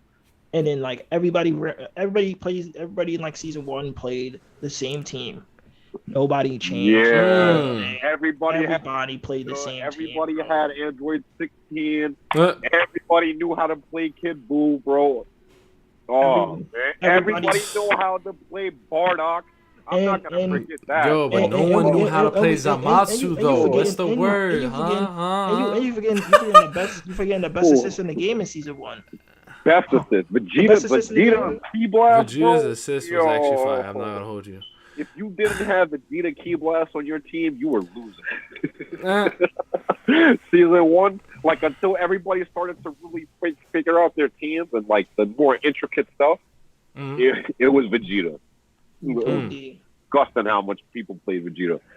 But yeah, it's like that, you know. Whereas I would go play Tekken, and it's like you can have 1,000 Kazuyas, you know, all across the ranked ocean. But everybody plays him just so much differently, you know, and they tweak this about the character. So that when you're running into like 2-3 Kazuyas, you be like, yo, this one plays really offensive, this one's really defensive, you know, or this one threw out moves that this one didn't even consider, you know. So like it's always something new being thrown that I have to adapt to, and that keeps me engaged, you know. Or like if I play another Bob, you know, like I have my style of playing Bob, and then somebody will have their style that's polar opposite, and it's like, this is quite the clash, you know, because like I wouldn't even consider what you're doing, and vice versa. Yeah, you know, I ran into somebody who played Lei Wulong, and that was the worst experience. That was the worst experience I ever had in my life. Why is that? Why is that? Because Lei Wulong is a nightmare character. Is he like super technical? Is it like you got to be able to figure out? Think of fighting Lei Wulong is like getting a dictionary thrown at your head and being told to memorize it. Yeah. Think about it. Think about it. Think about it like this. Unique. Remember the homie that you played in Dead or Alive 5? Brad Wong. Yeah. Yes. Yeah. Think of him. Oh. All right. Okay. Yeah. I like him. Think of him, but with more moves. Okay. With him, I like it. I might actually get attacking to play him because him with more. You gotta love the characters that can kind of move flawlessly. It's scary to play him. It's too much. It's too much to remember. It's too much. He's a nightmare character. It's a nightmare character. Way too much. Like I was watching a tournament. Pretty much at the end of the tournament, they had the winner do a Kumite style tournament now, where he was like, "Yo, I'm gonna play all of you again until I lose." And he was playing Lei. And the whole tournament, they were like, yo, look how he's playing Lei. Look how nobody can react to his moves. He has like 1,000 different moves and like 8 different stances that he can go in and out of. And then, he's doing his drunken fist, and now he's on the floor. And it's like, bro, what am I reacting to? Yeah. Like, what do I have to do? What do I do? Right? What am I looking for? What am I looking for? What are we getting to? He has over 200 moves. He has over 200 moves. I'm about to learn 200 moves. Definitely do it. I tried Lei. I played Lei in Tekken 6, and I was gonna play him in 7, but then it was like, yeah, this is a lot right now. But had I not played some of the characters that I played by that time, I definitely would have picked them up. I would have said, yo, last time, it's me and you. Like, let's do this. Because when I saw that tournament, it was like, yo, yeah. This thing is nice. The way this guy plays Lei, like, it makes me want to play Lei right now. This is amazing. Yeah. But yeah, the trade-off would be you have to study just as much as they do. And then that goes into our topic earlier. Like, if you don't know that Lei matchup, he's eating you alive, bro. Yeah. Serious. That's one matchup I don't know, but I would love to play against him so much to understand him more. So it's like with him, he's like 100% scary, because you can play him differently and then use a maximum amount of moves at the same time. I think he's in that same boat with Yoshimitsu, where you can play him seriously and you can play him kind of like joking, weaving, like a lot of like weaving, a lot of that. A lot of weaving. Like I got you, Unique. Like I said he has 8 stances, but it's more like 6. He has his normal stance, where it's just his fists are up. Right, the ground stance. He has 5 different animal-based martial arts stances. And That's then fire. And then he has his drunken fist stabs on top of that. Mind you, all of these stances have like 30 moves apiece. So I can see you go from like bear stance to the crane to the mantis. And now that's like 90 moves that I have to pick, like, okay, which one is he going to do? Mind you, and that's just his offensive moves. That's not even counting his mobility options, his evasive maneuvers. The fact that he could just literally drop to the ground and get back up, yo. And he has the low kicks. And he has so many fucking low kicks. It's right. And he can low kick you while laying on the floor. Like, granted, all characters can do that, but he can do it like 7 different ways, and then like 10 different medium mids on top of that. So now he has a pretty cool back stance in those things. Right, too. And he has the back stance, like, bro. Nah, this is sounding good. Nah, this is sounding good. I'm gonna have to put some money into this. He's time is what you're gonna have to put in. Oh no, time is not a problem. I'm gonna put in time. If it sounds good, it's gonna be good. He was one of the characters people asked for. He was a legacy character everybody asked for, and nobody played him. Right. I was ready Nobody to win. OD. I'm gonna keep it a stack with y'all. I made the costumes. I was with it. But then I would say like week 1, I was like, yo, it's too much. Yeah, too much, bro. The study session is so serious right now. Like, because granted, I can still play him and fight and have fun, and like exactly like Trey said, I was developing like a goofy style to play with him. But even then, it was like, yo, to really dive in with this character, you gotta commit. Yeah. Because you want to know what? You learn him, you learn Tekken. He's one of those characters. He's one of those. He's the Jin. Yeah, definitely. Jin, Heihachi, and like Kazuya to me, and like Brian, all can teach you how to play. Can teach you how to play Tekken.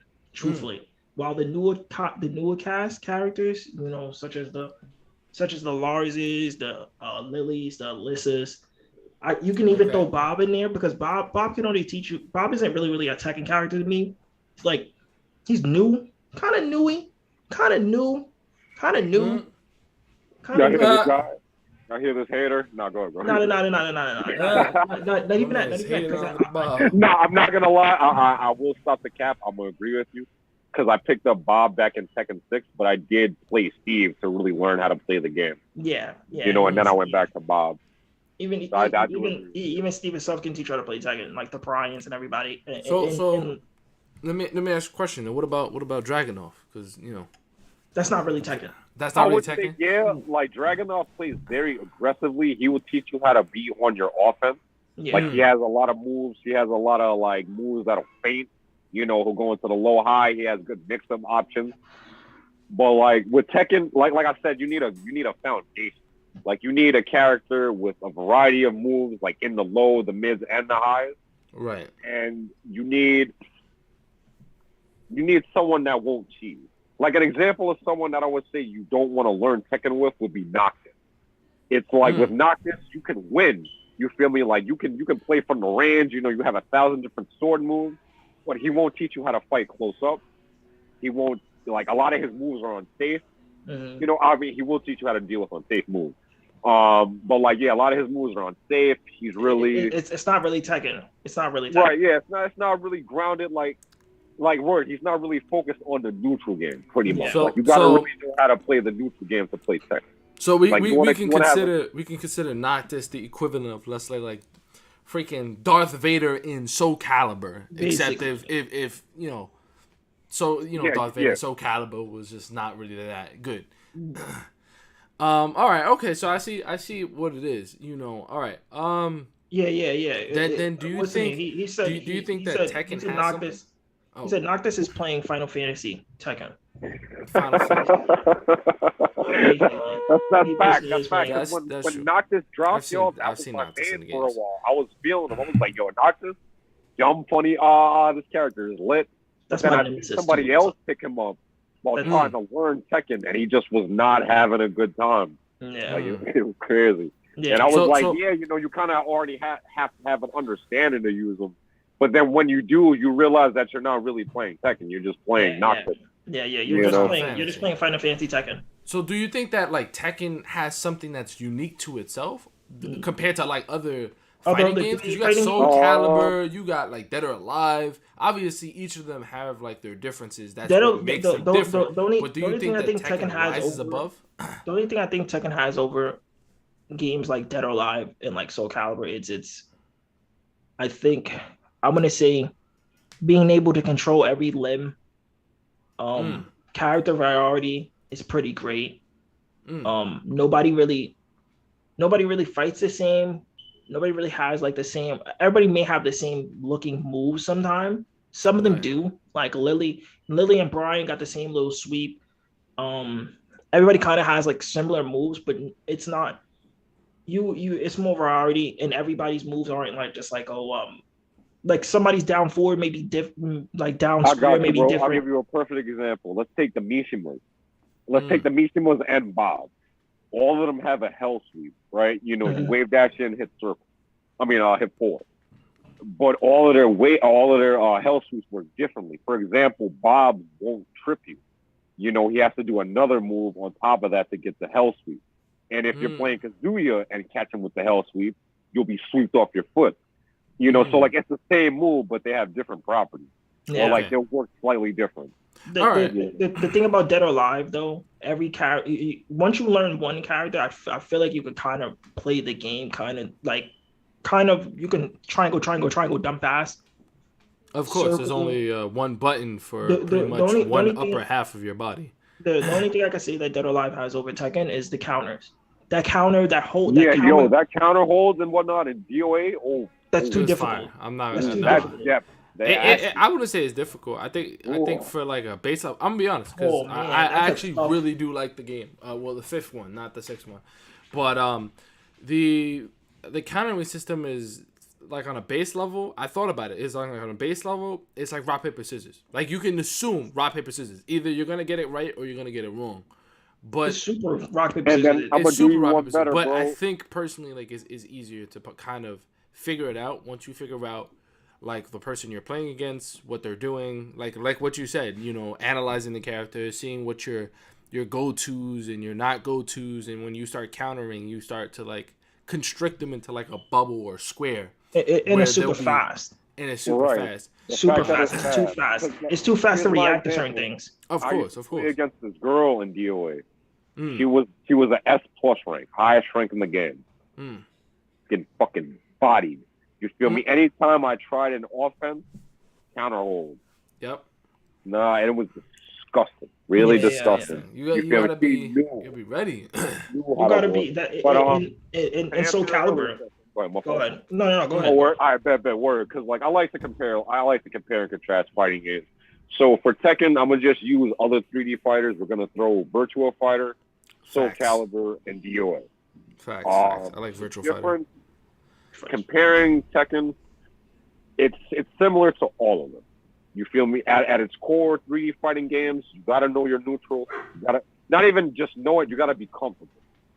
Yeah. You got to know how to sidestep, move around, feel like spacing and whatnot. Even in Soul Calibur, it's like, yeah, we're fighting with swords and staffs and bows and arrows. But like, if you don't know, like, let's say for example, me and my cousin play Keeler. Keeler is the one with the long staff. Yeah. If you don't know the range on some of those moves, I'm gonna just go out of range. Come back in. Continuously poke, right? But you don't know which range is good or not. So I'll poke you, or let me say I'll switch up to a Maxi. He's super aggressive. He's always in your face and whatnot. So like, you're trying to space me out, but you can't because I'm always on you. Tekken shares a similarity with that. It's like you have to know your spacing on the characters. It's like somebody with really long limbs, like let's say Bakuran. He can catch you from a good distance. You got to be aware of that. Right. With other games, yeah, it's pretty much like that. The neutral is the same. With Tekken, I would say the main difference is the depth. It's like compared to DOA, you have your punch, you have your kick, you have your hold, you have your block. As Trey said, as Trey said, in Tekken, you control every limb, and then you have your parries. Yeah. Then you have your block, and then you have character-specific parries and blocks. You have that in DOA too, but they still fall under the same button press of X or square, depending on which one you do. And it's like, it's a little stupid though. It's a little stupid because I wish Dead or Alive didn't have the super high tech of counter, because it shouldn't be just a button press. Like I shouldn't just automatically just like dumb fast. No, it shouldn't be that fast. Right. It should be a character specifically. It should be like certain characters can counter certain things. Like okay, like Lily for example, she can counter let's say right punches. Let's say right punches. Like if somebody throws a right punch, I can just parry it, send him down to the floor. Cool, perfectly fine. And then you have your universal low parry. That's it. That's all you have on defense. It shouldn't be, this is for high punches. This is for mid punches. This is for this high punch. This is for this low punch. I think that adds a little bit of like more. I think Dead or Alive is like not depth. I can't say depth or not depth, but I would like to lean towards it. But I think it's really more or less like a wushu type of movie-esque karate game. In all honesty, because you're thinking like if I'm gonna hit you, you can counter the moves, you can counter this, you can counter this. Like if you're a martial artist or anybody that actually knows how to fight, you should at least to some degree either know how to return a hit, take it back, throw it at the person, so on and so forth. Tekken has that, but Tekken has kind of like if you try and sweep me, I'll sweep you. It's not like you'll punch me and I'll grab it and turn it on you. It's I'll block and then I'll jab you, or I'll move and I'll jab you. So that's why I kind of looked at Dead or Alive. It's like, you know, you're taking like what was it with Jet Li, the one. It's like that final scene where my man was just countering, bang, ding, ding, ding, ding. I'm like, you know, a lot of karate moves. I think Dead or Alive just mimics that type of stuff. Maybe not to the best, but definitely like that. I had some games of Dead or Alive under my belt. I started playing DOA at 3, Dead or Alive 3, and then I played 4 and then 5. I didn't get 6, but 5 in last round, great. Beautiful. With their earlier games, especially 3 and 4, there were some environmental hazards that they had on the map. Yeah. And that goes into my earlier example. It's like, if I'm not aware that that tree is right there and I back up into it, I just unknowingly put myself against a wall, you know? Yeah. And now you're on the offense, but you knew that tree was there. Mind you were probably pushing me into that corner from the start of the fight. But I'm only worrying about, you know, my opponent and now looking around the space. You know, it'll be like that. Or like, let's say Virtua Fighter. I love Virtua Fighter. I'm not going to lie to y'all. It's great. Like, I feel like it's a perfectly core fighting game. It could definitely use a full more game mode, more customization and whatnot. You know, that would be my comparison for it in Tekken. It's like, it feels like a 4-man Tekken. It's like it has everything that's there and present in Tekken. What did you say you need? I was gonna search up Virtual Fighters because I had to remember what it exactly was, because I assumed that Virtual Fighters and Dead or Alive have like super similar. It's some of the characters from Dead or some of the characters. Yeah, some DOA characters are in Virtual Fighter. They're originally from Virtual, like Sarah. But like, what's the difference? Because I played Virtual Fighter. I think relatively newest one, but there's counters too. Virtual Fighter is Virtual Fighter and SoCal are slower than DOA and Tekken. Way more slower. And I would say DOA is the fastest of the 4. Yeah. With Soul Calibur probably being the slowest. Yeah. But even though it's slow, that makes the neutral game that much more vital. You feel me? And I feel like if you learn the neutral game in one of them, you'll have a good knowledge of all of them. You know, you might not necessarily know how to switch between the characters of each game, but, you know, you have that foundation to build upon. You know what I mean? And then, you know, you just adjust to the speed, you know, where we went to playing Tekken to DOA, and it was like, yo, this is so much more faster. Oh, my goodness. Yeah, you know, like, it's a lot. It's a lot of that. It's a lot of doom, and you're not really. You want to give me a game that's hyper aggressive? Oh, I'm going to be in your face the whole game. Fucking shit. It's one of those like where offense is very, very good and defense is in the balance also with it, because the defense is not so bad either, because now the defense is on the same caliber. Like they said, all right, basically defense and offense is going to stay here.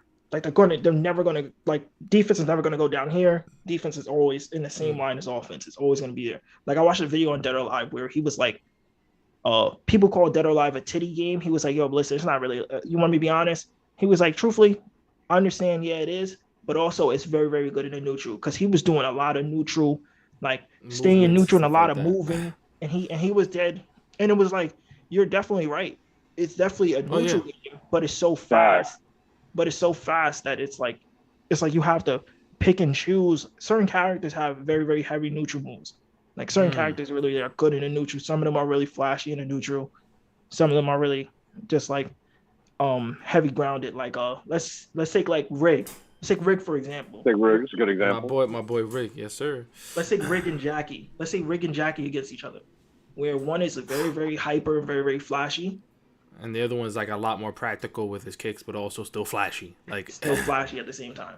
Right. He said it's quick as hell. He said Dead or Alive is Tekken Ball Z.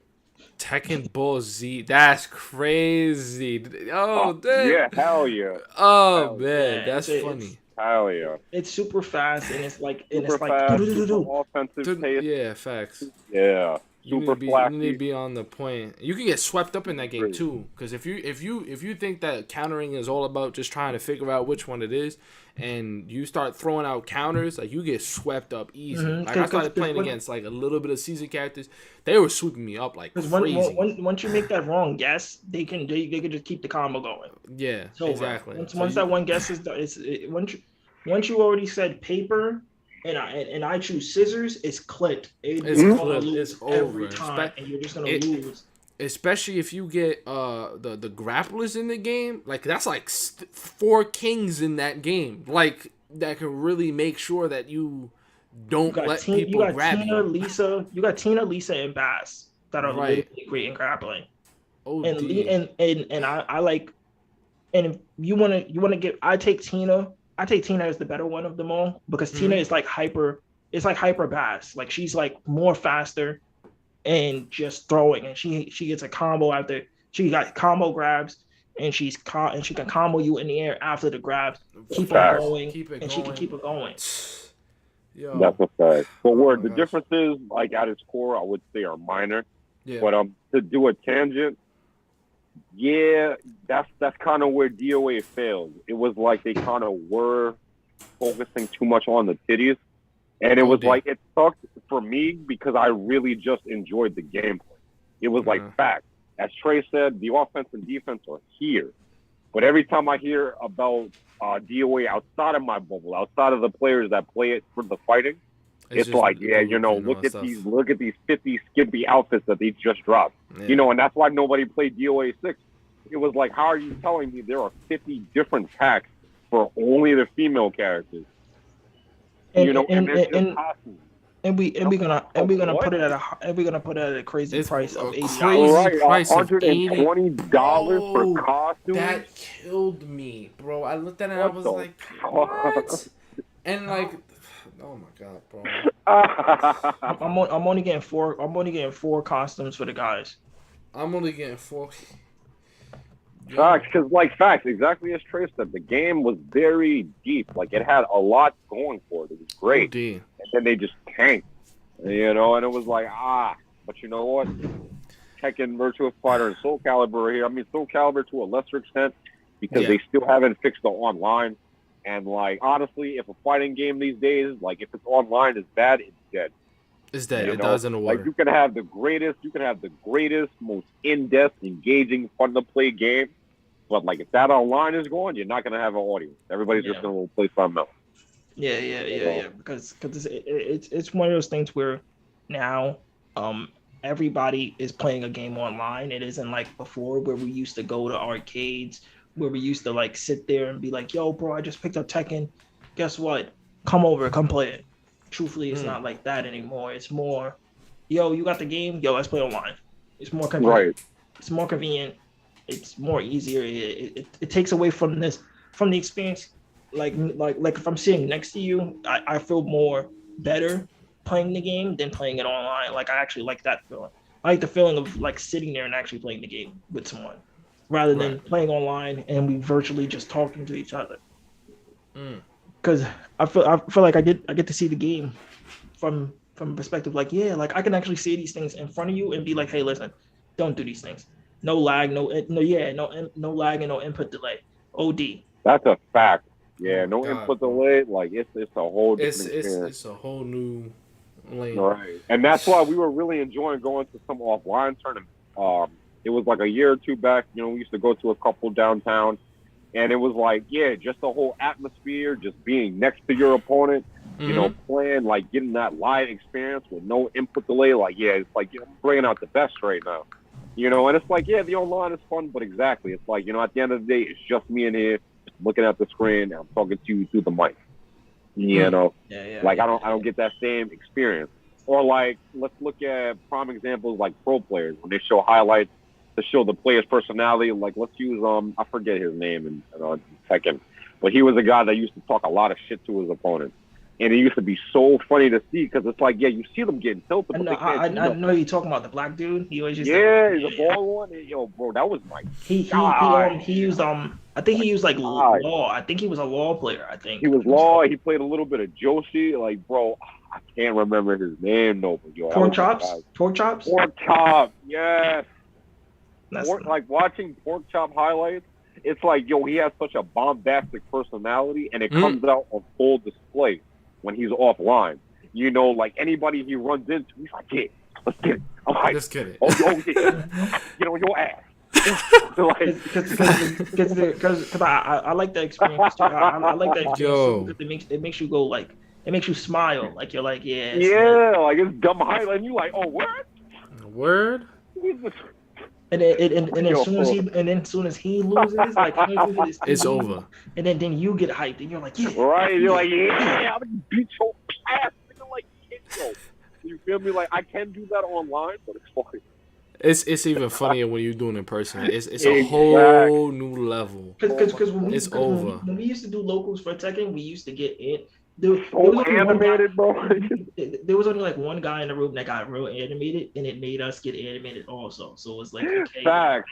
like Perfect example when I was playing Kevin, I was playing my boy Eli. He was smoking me, but then when he said something, everybody just revved up. We were like, oh, word, don't say that. Wait till I get the sticks. I got you, my boy. I got you. I'm about to get some hands, bro. Oh, and like, tournaments make it so much better. So fun. Yeah. You're like, yo. Granted, we still lost, but it was like, yo, nah, I'm talking my shit regardless. But me, I'm really, really humble. Like, I'm just gonna be like, word, cool. I'm lit for losing. Like, I like losing.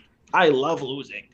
I love it because I'm not gonna sit there and be, oh man, like, Debbie Downer. No, I'm not. Especially in a fighting game, I'm never going to be like that. If we're playing like a team-based game, now I'm going to be on your ass because if we lose because of you, now I'm going to yell at you. so 100% that. But if it's just me on the field, the only person I can yell at is myself. That's the only person I can yell at. I can't yell at. Wait, hold on. All right, so let me get this straight. All right. So the humbleness is for personal reasons. Yeah. So, but not for team reasons. No. And I'll explain it perfectly. Okay, I understand it, but for the viewers, when we're playing a team-based game, you know what it is? It's expectations of both yourself and the team. It's like I'm not necessarily getting mad at you. It's like it's just more so you're my teammate. We played this game for a while, and I know that you can do better than what you're performing right now. Yeah. And then whereas it's like fact, I do that with myself when we're on a team game or I'm playing a fighting game. But when it's just me on the line, it's like, okay, yeah, I'm gonna go pee better. Bet. It's like, yeah, I could have did better right there. But you know what? I'm not gonna bark so hard because that's only gonna push negative thoughts on me and then fuck up my performance. Now in a team-based game, it's like fact. That's something we both could work on. Me and him, because it's like we have to apply the same energy that we would apply to ourselves to our teammates. It's like, yes, I can be a little bit pissed at you for not performing like you can, but there was a lot of variables. Like my prime example is just like, okay, perfect. Like let's say we're playing Rocket League and somebody comes up with a really nice trick shot and we miss the defender, he got the shot. It's like, okay, you know what? No problem. He just genuinely outplayed us. I can't even be mad at that. I'm not gonna take away from his skill just to feel better about our team. Like we get outplayed. Whereas if we make personal mistakes, like when we play, I realize like I make a lot of mistakes because I don't utilize a lot of my consistent skill and moves. Like the basics of the basics. I don't utilize it every single time the same way, so that it becomes hardwired memory. Like I do things to some degree if I feel that it's necessary and that I also feel like it's a brand new thing. And that kind of trips me up when I'm trying to go against people that are doing the same thing over and over and they know exactly how to do it and apply in different ways. I think it's kind of that, like what you were saying before, it's I know you can play better, and this is where the Rocket League thing is. When we're playing, I make mistakes. It's because when I make mistakes, it's like you're making mistakes at like the basics of the levels. Why are you making mistakes at the most basic level? Because I might be like higher on the ranks, but that's probably because the reasons I got there is because the games that I played to get there were because of the fact that I were doing the same thing over and over, rinse and repeat, basic stuff, not going too crazy into unknown territory every single time. Everything I do is unknown.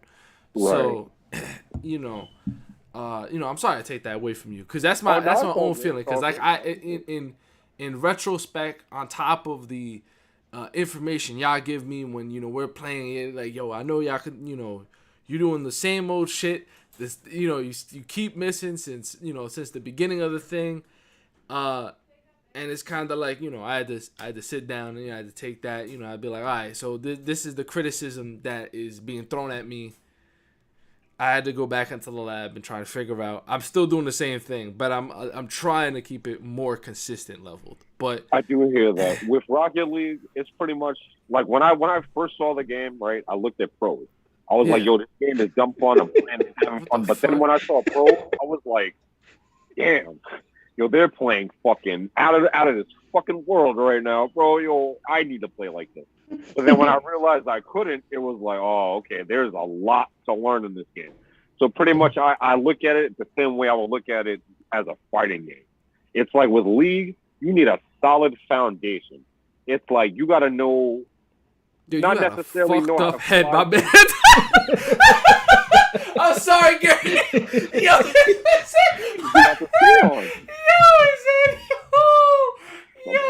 we got the ski, about to go my commit robbery. Yo, my man. Listen, my man reminds me of the finger men from Spy Kids. Yo, that's crazy. God damn, bro. Oh, that was damn. Listen, Yo, no, bro. Listen, this is my get ready for work. It's about time. This is that. We got 3 more minutes. We can do 3 more minutes of another. We can get the same conversation, but also no, we just switched it up to League. I got 3 more minutes. I got like 30 So he more said. seconds. So another person said. He said team synergy is a skill. It definitely is. It is a skill. It is a skill. Team synergy is a little weird because you can have like a mixed bag of like, you know, M&Ms and fruits and stuff like that. You know, oranges, yellow M&M with yellow M&Ms. Like if you have 3 yellow M&Ms on a team, perfect. Like everything is going well. But if you have like M&Ms, an orange, an apple, like that, it don't make sense. Like that's not gonna work. Word. I definitely get what he's saying. You know, like with Rocket League and any sports game, pretty much Facts. It's like, yo, no matter if it's 3 of us or if it's 5 of us, or hell, even like we're playing FIFA now. A friend of mine wanted to do pro club, and it's like if we get into a lobby with 11v11, there's 11 minds on the field that have to be on the same wavelength, or this whole train is just gonna derail.